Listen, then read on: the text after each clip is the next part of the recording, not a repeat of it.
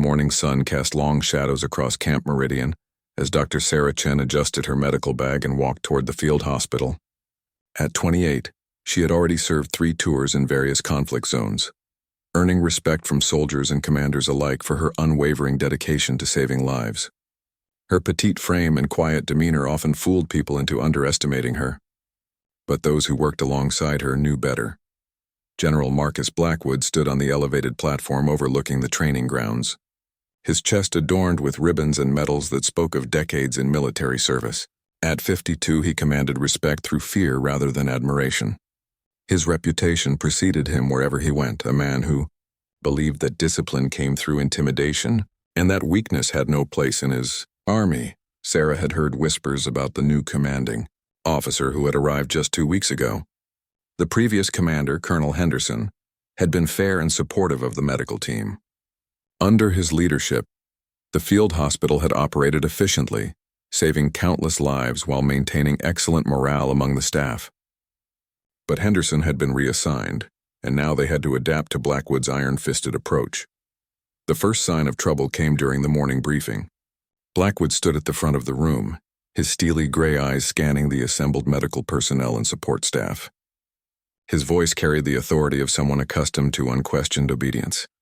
From this day forward, this medical unit will operate under new protocols, he announced. I've reviewed the previous reports and I find the casualty rates unacceptable. Too many resources are being wasted on cases that have little chance of survival. Dr. Chen felt her heart sink as she listened to his new directives. Blackwood outlined a system that prioritized soldiers based on their rank and perceived value to ongoing operations. Lower-ranking personnel and local civilians would receive minimal care if resources were limited. It went against everything Sarah had learned in medical school and violated the fundamental principles of medical ethics. After the briefing, Sarah approached the general with carefully chosen words. Sir, I understand the need for efficiency, but the Hippocratic Oath requires us to treat all patients with equal care. We cannot simply abandon those who need our help based on their rank or status. Blackwood's eyes narrowed as he studied the young doctor. Dr. Chen, isn't it? I've read your file. Impressive credentials, but you seem to have forgotten that this is a military operation, not a civilian hospital. You will follow orders or you will be replaced. Sarah stood her ground, her voice remaining steady despite the intimidating presence before her. With respect, sir, medical ethics transcend military hierarchy. I cannot in good conscience follow orders that would result in preventable deaths. The tension in the room was palpable as other medical staff members watched the exchange. Some admired Sarah's courage, while others feared the consequences of challenging the general's authority. Blackwood's jaw tightened and his hands clenched into fists at his sides. You will learn to follow orders, doctor, or you will face the consequences, he said, his voice low and threatening. This conversation is over. Over the following days, Sarah continued her work with the same dedication she had always shown. She treated every patient with equal care, regardless of rank or status. When a young private arrived with severe injuries from an improvised explosive device, she worked tirelessly to save his life, using valuable supplies and equipment that Blackwood had designated for higher priority cases. The general noticed her defiance and began implementing increasingly strict measures to assert his control. He assigned additional duties to the medical staff, imposed unrealistic deadlines for patient turnover, and conducted surprise inspections designed to find fault with their work. Despite these challenges, Sarah and her team maintained their standards of care. The breaking point came when a convoy of local civilians, including several children, was caught in crossfire during a skirmish with insurgent forces. The wounded were brought to the field hospital, their injuries ranging from minor to life-threatening. Sarah immediately began triaging the patients, prioritizing the most critical cases regardless of age or nationality. General Blackwood arrived at the scene within minutes, his face flushed with anger as he observed the medical team treating the civilian casualties. What is the meaning of this? He demanded. These people are not our responsibility. Our resources should be reserved for our own personnel. Sarah looked up from the child she was treating, a 7-year-old girl with shrapnel wounds in her abdomen. Sir, these are human beings in need of medical attention.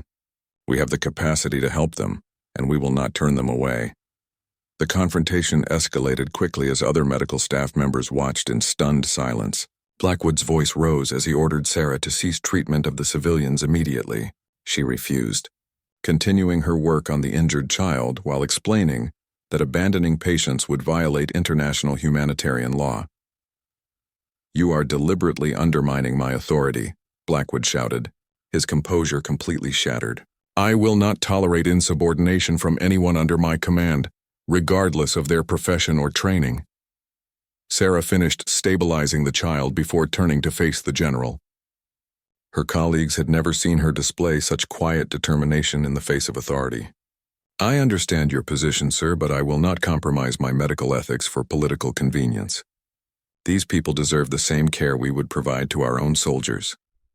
The standoff continued as other personnel began to gather, drawn by the raised voices and obvious tension. Some supported Sarah's position, while others feared the repercussions of defying the commanding officer. The atmosphere in the field hospital had become charged with conflict, threatening to undermine the unit's effectiveness and morale. As the day progressed, word of the confrontation spread throughout the camp. Soldiers began taking sides, with many expressing support for Dr. Chen's principled stand, while others worried about the consequences of challenging military authority. The situation was becoming increasingly unstable, with potential implications far beyond the immediate conflict between a doctor and a general. That evening, as Sarah completed her rounds and checked on her patients, she reflected on the events of the day. She had always known that serving in a war zone would present difficult challenges, but she had never imagined facing such a fundamental conflict between her medical obligations and military orders. The safety of her patients and the integrity of her profession hung in the balance, and she knew that the coming days would test her resolve like never before. The following morning brought an ominous quiet to Camp Meridian. Word of the confrontation between Dr. Chen and General Blackwood had spread like wildfire through the ranks, creating an atmosphere of tension and uncertainty. Soldiers whispered, in hushed tones during their morning routines, many expressing admiration for the doctor's courage while others worried about the potential consequences of defying the commanding officer. Sarah arrived at the field hospital early, as was her custom, to check on the patients from the previous day's incident. The young girl she had treated was stable but would require several more days of careful monitoring. The other civilian casualties were also recovering well, thanks to the prompt and thorough care they had received despite the general's objections. Nurse Patricia Williams, Sarah's closest ally in the medical unit, approached with a concerned expression. "Sarah, I think you should know that the general has been making inquiries about your background and service record. He's also been speaking with some of the other officers about medical protocols and chain of command issues." Sarah nodded, unsurprised by this development. "I expected as much. He's building a case to justify removing me from my position. But I won't let intimidation tactics change how I practice medicine." As the morning progressed, General Blackwood implemented new restrictions on medical supplies and equipment access. All requests for resources beyond basic first aid materials now required his personal approval, creating unnecessary delays in patient care. It was clearly designed to make Sarah's job more difficult and to demonstrate his control over the medical operations. The first test of these new restrictions came when Sergeant Rodriguez was brought in with severe burns from a fuel explosion. Sarah assessed his condition and immediately requested advanced burn treatment supplies that could mean the difference between permanent disability and full recovery. The requisition form was sent to Blackwood's office, but hours passed without approval. "Doctor, the sergeant's condition is deteriorating," reported Corpsman Johnson. "Without proper treatment materials, we're limited in what we can do for him." Sarah faced a difficult decision. She could wait for official approval while her patient suffered, or she could access the supplies without authorization. The choice was clear from a medical standpoint, but she understood it would further escalate her conflict with the general. She made her way to the supply depot, where she found the medical supplies locked behind additional security measures that had been installed overnight. The guard on duty, Private Martinez, looked uncomfortable as he explained the new procedures. "I'm sorry, Doctor, but I have strict orders not to release any supplies without written authorization from the general himself. Private Sergeant Rodriguez is in critical condition. Every minute we delay increases his risk of permanent injury or death. These supplies could save his career and possibly his life." The young soldier clearly wanted to help, but was caught between conflicting loyalties. "Ma'am, I understand, but if I disobey a direct order, I could face court-martial. My family depends on my military pay." Sarah spent precious minutes trying to reach General Blackwood through official channels, but his staff claimed he was unavailable for medical consultations.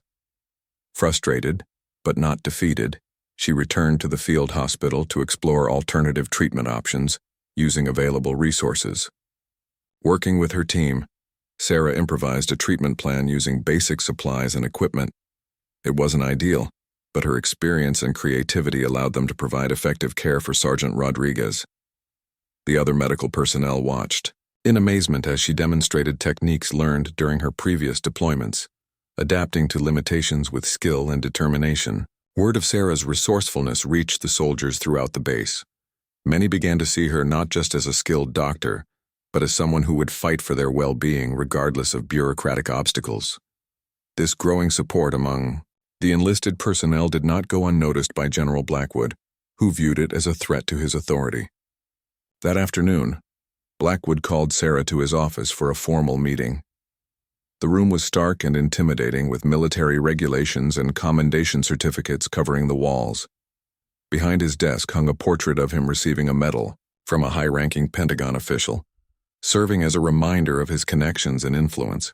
"Dr. Chen, please have a seat," he said, his tone deceptively calm. "I've been reviewing your recent activities, and I'm concerned about what appears to be a pattern of insubordination and disregard for military protocol." Sarah maintained her composure as she took the offered chair. "Sir, I've been providing medical care to the best of my ability under increasingly difficult circumstances. If you're referring to my treatment of Sergeant Rodriguez, I followed established medical procedures using available resources. You accessed restricted areas without proper authorization and influenced a guard to question his orders. That constitutes a breach of security protocol and undermining of military discipline. I attempted to follow proper channels, but when a patient's life is at stake, medical necessity takes precedence. The sergeant received the care he needed, and he's now on the path to full recovery." Blackwood's eyes flashed with anger, but he controlled his voice carefully. "Doctor, you seem to believe that your medical training gives you the authority to override military command decisions. This is a dangerous misconception that I intend to correct." He slid a document across the desk toward her. "This is a formal reprimand for insubordination and breach of protocol. It will become part of your permanent military record. Consider it a final warning." Sarah read through the document, noting its carefully crafted language designed to paint her actions in the worst possible light. She understood that this was just the beginning of Blackwood's campaign to remove her from her position, or force her to comply with his unethical directives. "I understand your position, General, but I cannot and will not compromise patient care to satisfy administrative convenience. If that puts me in conflict with your orders, then so be it." The meeting ended with both parties understanding that the conflict was far from resolved. Blackwood had demonstrated his willingness to use official channels to pressure Sarah, while she had made it clear that her commitment to medical ethics was unwavering. As Sarah left the general's office, she encountered several enlisted soldiers who had been waiting nearby. Their presence wasn't coincidental. Word had spread about the meeting, and they wanted to show their support for the doctor who had been fighting for their welfare. "Don't let him push you around, Doc," whispered Corporal Thompson. "We all know what you're doing is right." The support from the soldiers was both encouraging and concerning. Sarah appreciated their loyalty, but she worried that her conflict with Blackwood might put them at risk as well. She knew that enlisted personnel had little protection against retaliation from commanding officers, and she didn't want her principals to cost others their careers or well-being. That evening, as Sarah completed her rounds, she reflected on the escalating situation. The formal reprimand was a clear escalation, and she knew that Blackwood would continue to increase pressure until she either submitted to his authority or was removed from her position. The question was whether she could maintain her standards of care while navigating the increasingly hostile environment he was creating. The tension at Camp Meridian reached a new level over the next few days. General Blackwood's attempts to control the medical operations had created ripple effects throughout the entire base. Soldiers began questioning orders more frequently, Supply requests were scrutinized with excessive detail, and the general atmosphere of cooperation that had previously existed was rapidly deteriorating. Sarah continued her medical duties with the same dedication she had always shown, but she could feel the pressure mounting from multiple directions. Some of the medical staff were beginning to waver under the constant scrutiny and administrative pressure. Dr. Martinez, the second-ranking physician in the unit, approached her after the morning briefing with obvious concern. "Sarah, I admire what you're trying to do, but this situation is becoming impossible. The general has threatened to transfer half our staff if we don't comply with his protocols. Maybe we should consider finding a compromise that allows us to continue functioning." Sarah understood her colleagues' concerns, but she also recognized the slippery slope that compromise represented. "David, I've seen what happens when medical professionals start making exceptions to ethical standards. It doesn't lead to reasonable middle ground. It leads to the complete abandonment of our principles." The conversation was interrupted by an emergency call. A patrol had encountered an improvised explosive device, resulting in multiple casualties that were being transported to the field hospital. Sarah and her team immediately began preparing for the incoming wounded, setting up treatment areas and organizing their limited supplies. The first transport vehicle arrived within minutes, carrying 3 soldiers with varying degrees of injury. The most severely wounded was Lieutenant Walsh, a young officer who had taken the full force of the blast. His injuries were extensive, including traumatic brain injury, multiple fractures, and severe internal bleeding. Under normal circumstances, he would have been an immediate priority for evacuation to a better-equipped facility. However, the second transport brought an even more challenging case. Private Johnson, barely 19 years old, had suffered similar injuries but lacked the rank and connections that might influence treatment decisions under Blackwood's new protocols. Both patients required immediate surgery and the use of the same limited specialized equipment. Sarah assessed both cases quickly, her medical training guiding her decision-making process. Private Johnson's injuries, while severe, had a slightly better prognosis due to his age and overall health. Lieutenant Walsh's traumatic brain injury made his chances of full recovery more uncertain. From a purely medical standpoint, treating Johnson first would likely yield better results. As Sarah began preparing for surgery on Private Johnson, General Blackwood arrived at the field hospital. He surveyed the scene and immediately noticed the treatment priority she had established. "Doctor, I need to speak with you immediately," he commanded, his voice carrying across the entire medical area. Sarah looked up from her patient preparation. "Sir, I'm about to perform emergency surgery. Unless this is directly related to patient care, it will have to wait." "It is directly related to patient care. Lieutenant Walsh outranks the private and should receive priority treatment. I'm ordering you to change your treatment priority immediately." The entire medical team froze, understanding the significance of this moment. Sarah's response would set a precedent that could affect every future case they handled. She took a deep breath before responding, knowing that her next words would likely determine her fate at Camp Meridian. General medical triage is based on the severity of injuries and likelihood of successful treatment, not on rank or status. Private Johnson has a better chance of recovery and should be treated first according to established medical protocols. Blackwood's face flushed red with anger. "You are directly disobeying a lawful order from your commanding officer. I'm warning you for the last time. Treat Lieutenant Walsh first, or face immediate court-martial proceedings." Sarah felt the weight of every eye in the medical facility upon her. Her colleagues were torn between supporting her principles and protecting their own careers. The wounded soldiers were watching, understanding that this moment would define how they would be treated if they ever found themselves in a similar situation. "Sir, I cannot in good conscience prioritize rank over medical need. Private Johnson will be treated first, followed by Lieutenant Walsh. Both will receive the best care possible with available resources." The confrontation escalated rapidly as Blackwood's control finally snapped. Years of unquestioned authority and military discipline had not prepared him for this level of resistance from a subordinate. His voice rose to a shout as he berated Sarah in front of the entire medical staff. "You arrogant, insubordinate piece of work. You think your medical degree gives you the right to ignore military chain of command? I've dealt with people like you before. self-righteous idealists who think they know better than everyone else. Sarah remained calm in the face of his verbal assault, continuing her surgical preparations while he continued his tirade. Her composure in the face of such aggressive behavior only seemed to fuel his rage further. You want to play the hero, Doctor? Fine. But you'll learn what happens to heroes who can't follow orders. What happened next shocked everyone present. In his fury, General Blackwood drew his sidearm and fired 5 rounds into the air above the medical facility. The deafening noise of gunfire in the confined space caused everyone to freeze in terror. Medical equipment rattled, and several people dove for cover, thinking they were under attack. The silence that followed was absolute.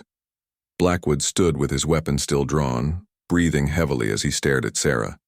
She had not moved from her position beside Private Johnson, her hands still steady as she held the surgical instruments. Her calm demeanor in the face of such an extreme display of aggression was remarkable. "Did that get your attention, Doctor?" he said, his voice now unnaturally calm.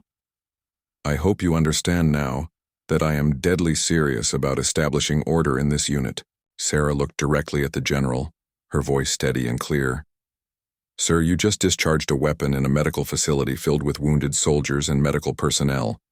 That action has put patient lives at risk and violated numerous military regulations regarding weapon safety and threatening behavior."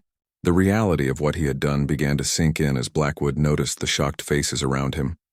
Several soldiers were reaching for their own weapons, unsure whether they were witnessing an attack or a breakdown by their commanding officer. The medical staff stood frozen, uncertain how to respond to such an unprecedented situation.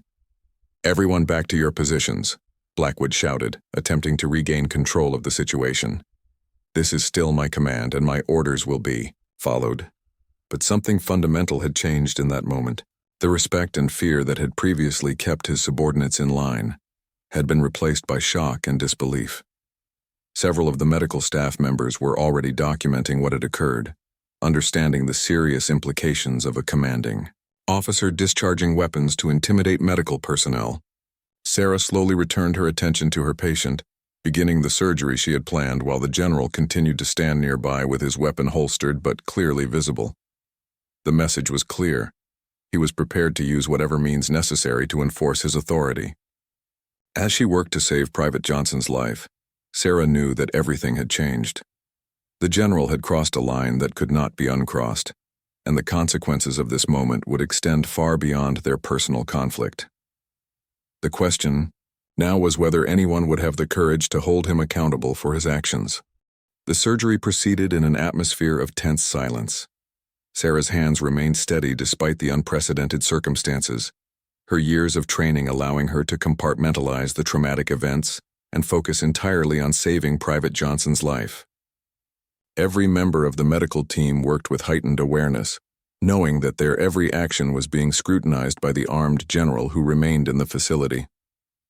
General Blackwood paced near the entrance, his hand occasionally moving to his holstered weapon as he watched Sarah work. His face showed a mixture of rage and uncertainty. The adrenaline from his outburst was beginning to fade, and the implications of his actions were starting to become clear. He had crossed a line that no military officer should cross, but his pride prevented him from acknowledging the severity of his mistake. After 2 hours of intensive surgery, Sarah successfully stabilized Private Johnson. His injuries were severe, but the prompt treatment had given him a fighting chance at recovery. She immediately turned her attention to Lieutenant Walsh, working with the same level of dedication despite the hostile environment. During the second surgery, word of the incident began to spread throughout Camp Meridian. Soldiers who had not witnessed the event directly heard conflicting reports about what had actually occurred. Some claimed the general had fired warning shots at insurgents near the medical facility, while others whispered about a complete breakdown of command authority. Sergeant Major Harrison, the senior non-commissioned officer at the base, was among the first to piece together the truth. As a 30-year veteran with extensive combat experience, he understood the serious implications of what had occurred. An officer threatening medical personnel with firearms represented a complete breakdown of military discipline and could potentially result in court-martial proceedings for everyone involved. Harrison discreetly began interviewing witnesses, carefully, documenting their accounts while avoiding direct confrontation with General Blackwood. His investigation revealed a consistent pattern of escalating behavior and increasing conflicts between the commanding officer and the medical staff. The weapon discharge was not an isolated incident, but the culmination of weeks of deteriorating leadership. Meanwhile, Sarah completed the second surgery successfully. Lieutenant Walsh's prognosis was uncertain due to his traumatic brain injury, but she had addressed his immediate life-threatening conditions. Both patients were stable and receiving appropriate post-operative care despite the challenging circumstances. As she removed her surgical gloves and prepared to document the procedures, General Blackwood approached her once again. His demeanor had changed somewhat. The explosive rage had been replaced by cold, calculated anger. "Dr. Chen, your blatant disregard for military authority has forced me to take extreme measures. I want you to understand that what happened here today is entirely your responsibility." Sarah looked at him with a mixture of exhaustion and determination. "General, what happened here today was an armed superior officer threatening medical personnel who were trying to save lives. I take no responsibility for your decision to draw a weapon in a medical facility. You pushed me to that point with your insubordination and arrogance. If you had simply followed orders, none of this would have been necessary. Sir, following your orders would have meant providing substandard care to wounded soldiers based on their rank, rather than their medical needs. That is not something I will ever do, regardless of the consequences." The conversation was overheard by several medical staff members and soldiers who had gathered nearby. Many were recording the exchange on personal devices, understanding the historical significance of what was occurring. In an age of social media and instant communication, word of the incident was already beginning to reach beyond the boundaries of Camp Meridian. Blackwood noticed the increased attention and realized that his actions were being documented. "Anyone found recording or discussing these events with unauthorized personnel will face immediate disciplinary action," he announced loudly. "This is a matter of operational security and military discipline." However, the threat only served to further alienate him from his subordinates.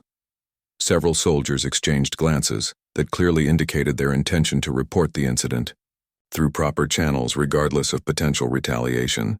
That evening, Sergeant Major Harrison requested a private meeting with General Blackwood. As the senior enlisted advisor, he had both the authority and the responsibility to address serious breaches of military conduct. The meeting took place in Blackwood's office, away from the prying eyes and ears of other personnel. "Sir, I need to discuss the events that occurred in the medical facility today," Harrison began carefully. "What I witnessed represents a serious deviation from acceptable command behavior and military protocol." Blackwood's jaw tightened as he realized the scope of the problem he had created.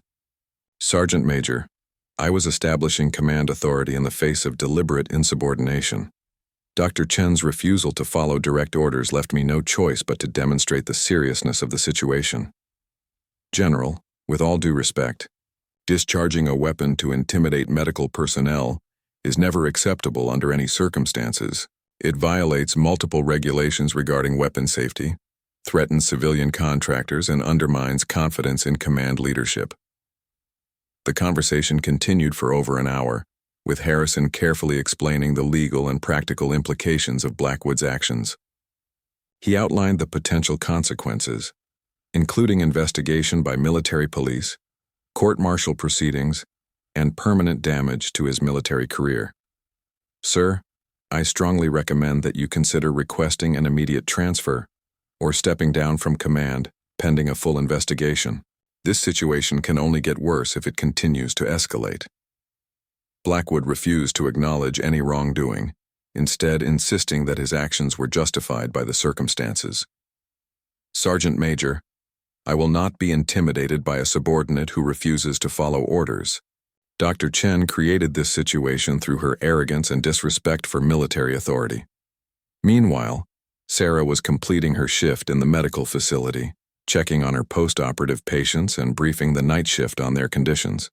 Both Private Johnson and Lieutenant Walsh were stable, but would require careful monitoring throughout the night. Nurse Williams approached her with obvious concern. "Sarah, Several people have advised you to document everything that happened today and consider filing formal complaints through military channels. What the general did was completely out of line. I know, Patricia. I've been thinking about the implications all evening. This isn't just about me anymore. It's about establishing a precedent for how medical personnel can be treated when they advocate for their patients. The conversation was interrupted by the arrival of Captain Morrison, the base communications officer. He carried an official-looking document that immediately caught Sarah's attention. Dr. Chen, I've been ordered to deliver this message to you personally. It's from General Blackwood, marked as urgent and confidential. Sarah accepted the envelope and read its contents carefully. The message was brief but ominous. Dr. Chen, report to my office at 0600 hours tomorrow for final resolution of command authority issues. Failure to appear will result in immediate arrest for insubordination and dereliction of duty. This matter ends tomorrow, one way or another. The threat was clear and unmistakable. Blackwood was preparing for a final confrontation that would determine whether Sarah could continue her medical practice at Camp Meridian. The stakes had been raised beyond simple disagreement about medical protocols.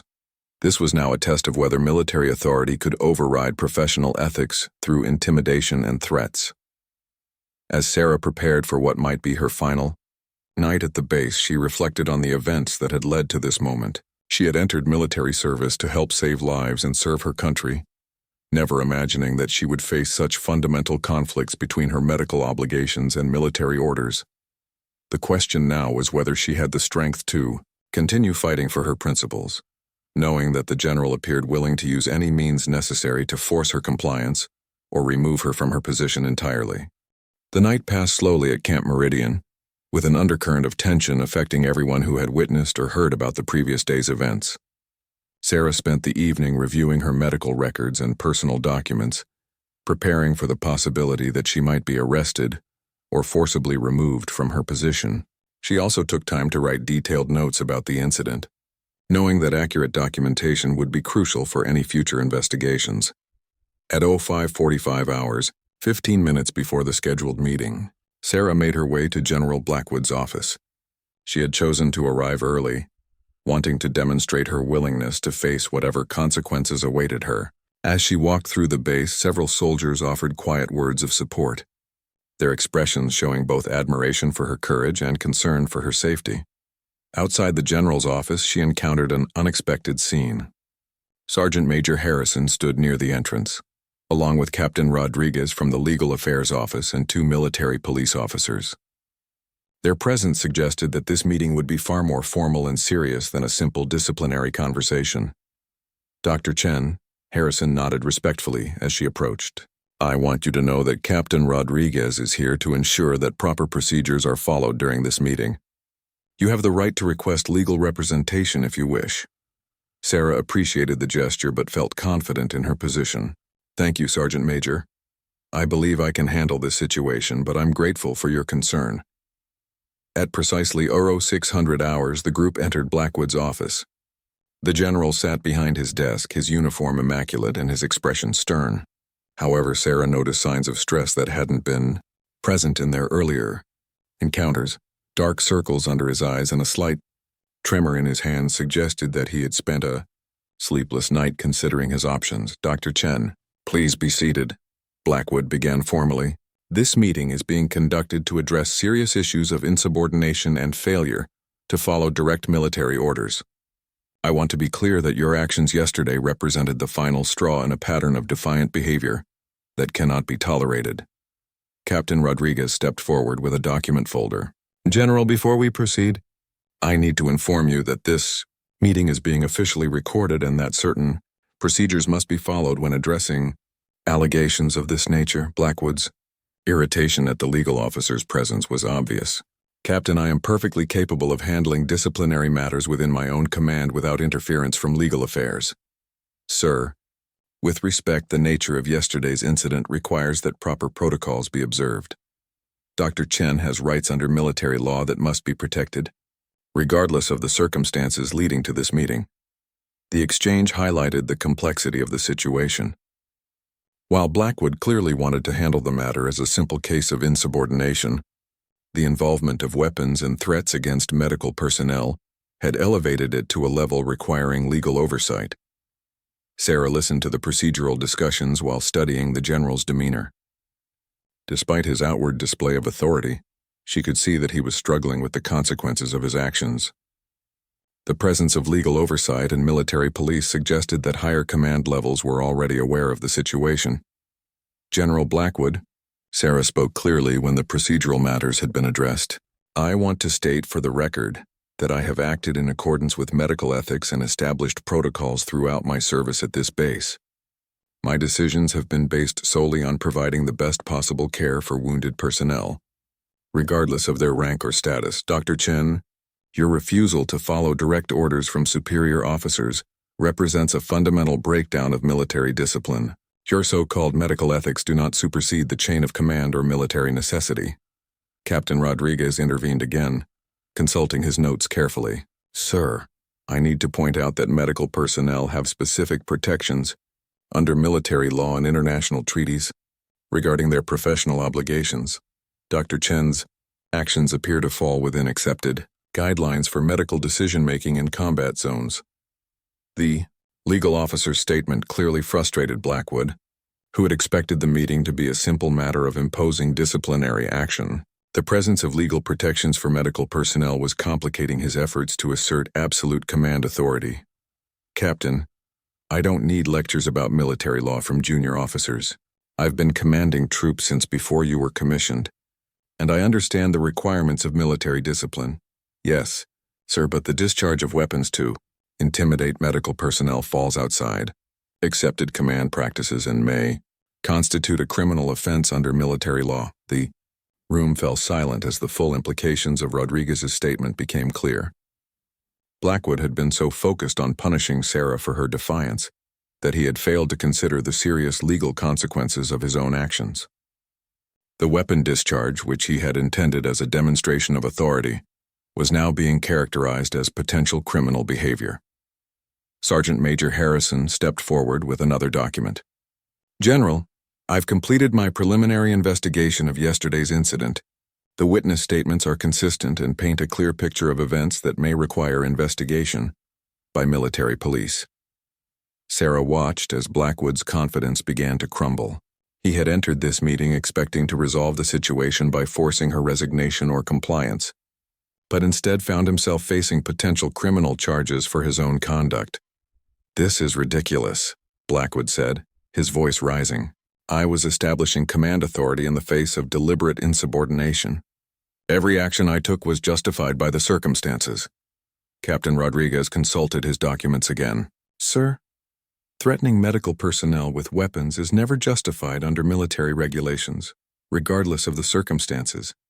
The incident has already been reported to higher command levels, and a formal investigation will be required. The meeting was interrupted by the arrival of another officer, Colonel Patterson from Regional Command Headquarters.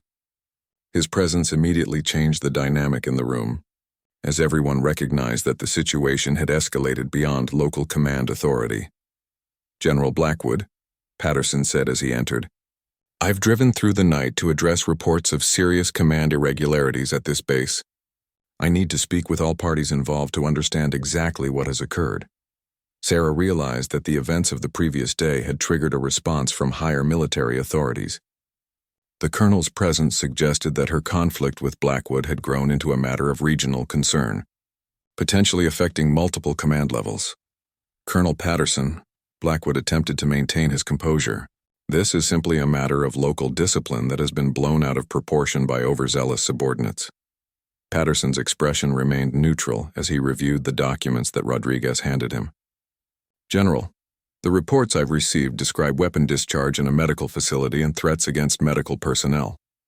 These are serious allegations that require thorough investigation. As the morning progressed, Sarah found herself providing detailed testimony about the events leading up to the weapon discharge incident.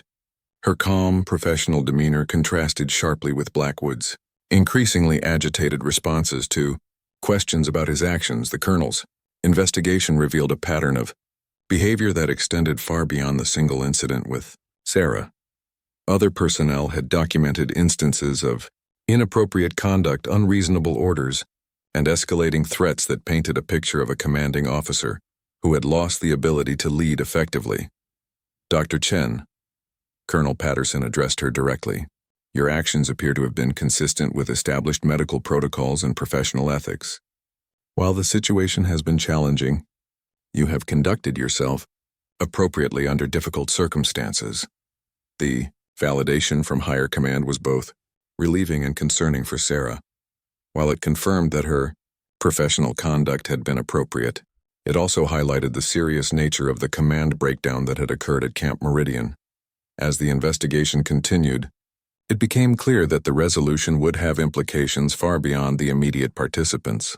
The incident had exposed fundamental issues about the balance between military authority and professional ethics that would require careful consideration by senior command levels.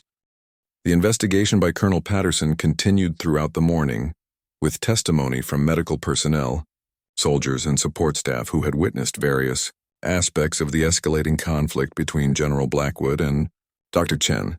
Each account painted a consistent picture of a commanding officer whose judgment had become increasingly impaired by his inability to accept professional disagreement. Private Martinez, the young soldier who had been placed in an impossible position during the supply depot incident, provided particularly compelling testimony. His account of being ordered to deny medical supplies to critically wounded soldiers clearly illustrated the ethical problems created by Blackwood's policies. "Sir, I didn't want to refuse Dr. Chen access to the medical supplies," Martinez explained to Colonel Patterson. "Sergeant Rodriguez was suffering, and I knew those supplies could help him. But I was told I'd face court-martial if I disobeyed the general's orders about supply authorization."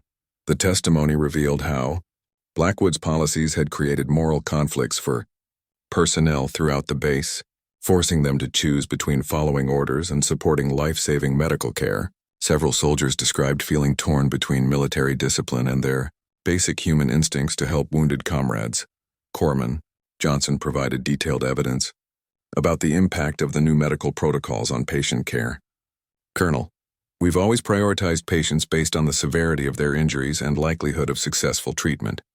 The general's new system forced us to consider rank and status instead of medical need, which goes against everything we were trained to do." As the testimonies accumulated, a clear pattern emerged. General Blackwood had systematically attempted to subordinate medical ethics to his personal interpretation of military authority, creating conflicts that ultimately led to the weapon discharge incident. Colonel Patterson also interviewed the patients who had been present during the confrontation. Private Johnson, despite his serious injuries, provided a lucid account of the events he had witnessed while being prepared for surgery. "Sir, Dr. Chen was trying to save my life when the general started shouting at her. Then he pulled out his gun and fired shots in the air. I thought we were being attacked, and I was scared that I was going to die not from my injuries, but from whatever was happening between them." The patient's perspective added a crucial dimension to the investigation. The weapon discharge had not only threatened medical personnel but had also traumatized wounded soldiers who were already dealing with serious injuries and medical procedures. Lieutenant Walsh, who had been the subject of the treatment priority dispute, offered his own perspective despite his ongoing recovery from traumatic brain injury. "Colonel, I'm an officer, but I would never want special medical treatment just because of my rank. Dr. Chen made the right call treating Private Johnson first. His injuries were more treatable, and that's what good medicine looks like." The officer's statement undermined one of Blackwood's key justifications for his behavior. Even the person who would have benefited from the rank-based treatment system supported Sarah's medical decision-making process. As the investigation progressed, Colonel Patterson began to understand the broader implications of what had occurred at Camp Meridian. The incident represented a fundamental clash between military hierarchy and professional ethics that had serious implications for medical operations throughout the military. "Dr. Chen," Patterson said during a private interview, "your situation has highlighted important questions about the autonomy of medical personnel in military settings. While military discipline is essential, medical professionals must maintain the ability to make decisions based on their training and ethical obligations." Sarah appreciated the colonel's understanding but remained concerned about the precedent being set. "Sir, I never intended for this situation to escalate to this level. I simply wanted to provide the best possible care for wounded soldiers regardless of their rank or status. The conflict arose because General Blackwood viewed medical decisions as challenges to his authority. "Doctor, your commitment to medical ethics in a challenging environment is commendable. However, we need to find ways to prevent similar conflicts in the future while maintaining both military discipline and professional medical standards." The investigation took an unexpected turn when Colonel Patterson received a call from Pentagon officials who had learned about the incident through news media reports. The story had been leaked by someone at the base, and major news outlets were beginning to cover the confrontation between a military commander and medical personnel. General Blackwood, Patterson addressed the increasingly isolated commanding officer. "This situation has now attracted national attention. Media outlets are reporting on military commanders threatening medical personnel with weapons, and the Pentagon is demanding immediate answers." Blackwood's face paled as he realized that his actions had created a public relations disaster for the military. The story of a general drawing a weapon on a doctor who was trying to save soldiers' lives was exactly the kind of incident that could undermine public confidence in military leadership. "Colonel, this is all being blown out of proportion by people who don't understand military discipline and the requirements of command authority," Blackwood protested. "Dr. Chen's insubordination forced me to take strong action to maintain order. General, regardless of the circumstances leading up to it, discharging a weapon in a medical facility is never acceptable. The incident has created serious legal and public relations problems that extend far beyond this base." The media attention intensified throughout the afternoon, with reporters attempting to contact personnel at Camp Meridian for additional information about the incident. The military's public affairs office was struggling to manage the story while the investigation continued. Sarah found herself at the center of a national conversation about medical ethics, military authority, and the treatment of healthcare professionals in combat zones. Veterans organizations began issuing statements supporting her position, while some military commentators criticized her for challenging command authority. "Doctor," Nurse Williams approached her during a brief break in the investigation, "you should know that medical professionals around the country are rallying to support you. The American Medical Association has issued a statement defending your right to make medical decisions based on professional ethics." The external support was encouraging, but Sarah remained focused on the immediate situation at Camp Meridian. Her primary concern was ensuring that future medical personnel would not face similar conflicts when advocating for their patients. As evening approached, Colonel Patterson concluded his preliminary investigation and prepared to make recommendations to his superiors. The evidence clearly supported Sarah's position and raised serious questions about General Blackwood's fitness for command. "Ladies and gentlemen," Patterson addressed the assembled personnel, "this investigation has revealed serious breakdowns in command leadership and inappropriate interference with medical operations. I will be making recommendations to regional command about necessary personnel changes and policy clarifications." The colonel's statement suggested that significant changes were coming to Camp Meridian. While the final resolution remained uncertain, it was clear that the conflict between Sarah and Blackwood had exposed fundamental issues that required immediate attention. From senior military leadership, Sarah felt a mixture of relief and apprehension as the investigation concluded. While the evidence supported her position, she understood that the broader implications of the incident would continue to reverberate throughout the military medical system for months or years to come. The question now was whether her stand for medical ethics would result in meaningful changes to protect future healthcare professionals in similar situations. 3 weeks after the investigation concluded, Camp Meridian looked dramatically different. General Blackwood had been relieved of command and reassigned pending a full court-martial investigation.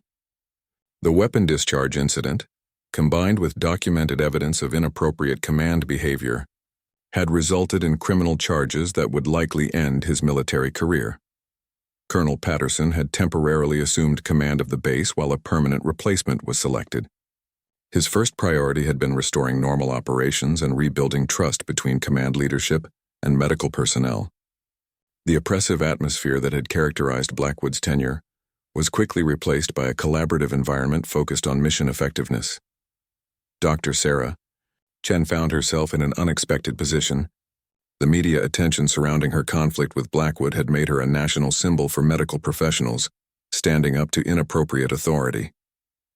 Medical journals published articles about her case, and she received invitations to speak at conferences about ethics in military medicine.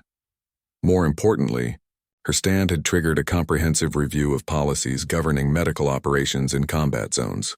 The Pentagon had initiated a working group to clarify the relationship between military command authority and medical professional autonomy, with Sarah serving as a key advisor to the committee. Dr. Chen, Colonel Patterson said during one of their regular meetings, "The changes you've helped initiate will affect medical operations throughout the military.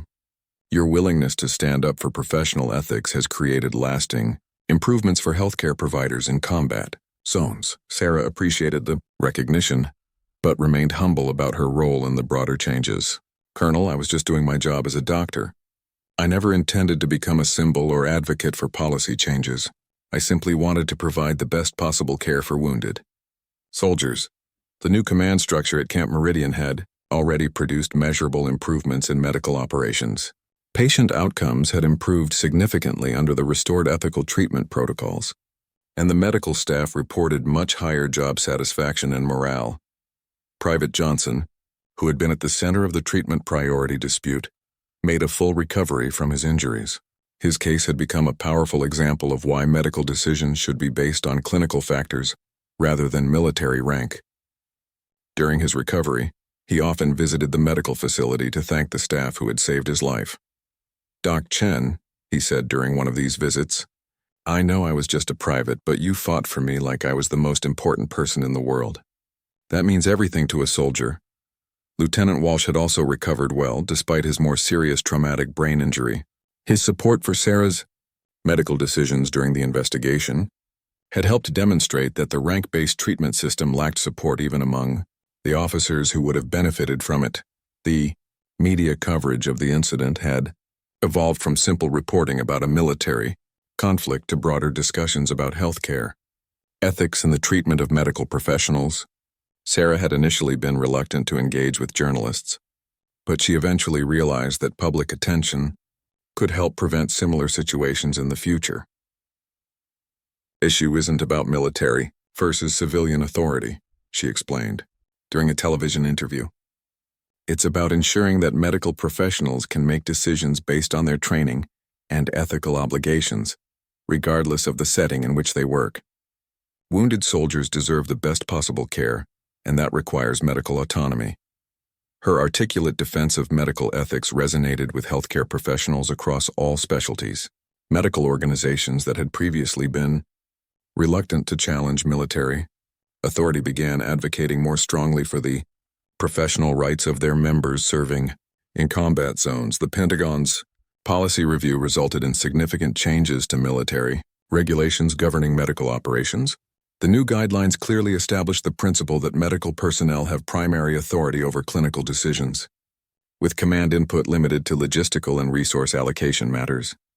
General Morrison, who was selected as the permanent replacement for Blackwood, had extensive experience working with medical personnel and understood the importance of maintaining professional autonomy. His first meeting with the medical staff emphasized his commitment to supporting their work. "Ladies and gentlemen," he addressed the assembled medical personnel, "your professional expertise and ethical standards are essential to our mission. My job is to provide you with the resources and support you need to save lives, not to interfere with your medical decisions." The contrast with Blackwood's approach was immediately apparent to everyone present. The new commander's collaborative leadership style created an environment where medical professionals felt respected and supported in their work. Sarah's role at Camp Meridian evolved significantly in the months following the investigation. She was promoted to Chief Medical Officer for the region, with responsibility for overseeing medical operations at multiple bases. The position allowed her to implement the ethical standards and professional practices she had fought to protect.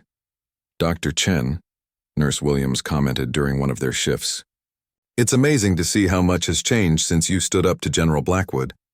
The entire atmosphere here is different, and our patient care has improved dramatically." Sarah reflected on the unexpected journey that had brought her to this point. What had begun as a simple disagreement about medical priorities had evolved into a national conversation about professional ethics and military authority. The experience had been challenging and sometimes frightening, but the positive changes that resulted made the struggle worthwhile. The soldiers at Camp Meridian had also benefited significantly from the improved command structure and medical policies. Morale had increased substantially, and the relationship between military personnel and medical staff had become more collaborative and trusting. Sergeant Major Harrison, who had played a crucial role in documenting the original incident and supporting the investigation, was awarded a commendation for his professionalism and integrity. His willingness to challenge inappropriate authority had helped protect both medical personnel and the soldiers they served. "Doctor," he said during an informal conversation, "what you did took real courage. A lot of people would have just gone along with the general's orders to avoid conflict, but standing up for what's right made this a better place for everyone." The long-term implications of the incident continued to unfold as other military medical facilities implemented similar policy changes. Sarah began receiving reports from medical professionals around the world who had been inspired by her example to advocate for professional autonomy in their own settings. 6 months after the confrontation with General Blackwood, Sarah was invited to address the graduating class at the military medical school where she had trained years earlier. Her speech focused on the importance of maintaining ethical standards regardless of external pressures. "Your medical training has prepared you to save lives and heal injuries," she told the young doctors and nurses. "But your education must also include the courage to advocate for your patients and professional principles when they are threatened. The oath you take as medical professionals transcends any other authority or pressure you may face." The audience gave her a standing ovation, understanding that her experiences had created important precedents for their own future service. Many approached her afterward to express their appreciation for the changes she had helped bring about in military medical practice. Sarah looked back on the events that had transformed her career and influenced military medical policy. She felt a deep sense of satisfaction. The confrontation with General Blackwood had been frightening and challenging, but it had ultimately resulted in meaningful improvements for medical professionals and patients throughout the military system. The incident had proven that individual courage and professional integrity could overcome even entrenched authority when principles were at stake. Most importantly, wounded soldiers at bases around the world would receive better medical care because one doctor had refused to compromise her ethical standards in the face of intimidation and threats. The story of Dr. Sarah Chen and her conflict with General Blackwood became a case study taught in military leadership courses, medical ethics classes, and professional development programs. It served as a powerful reminder that doing the right thing often requires courage, but that the benefits of standing up for principles extend far beyond the immediate situation to create lasting positive change for countless others.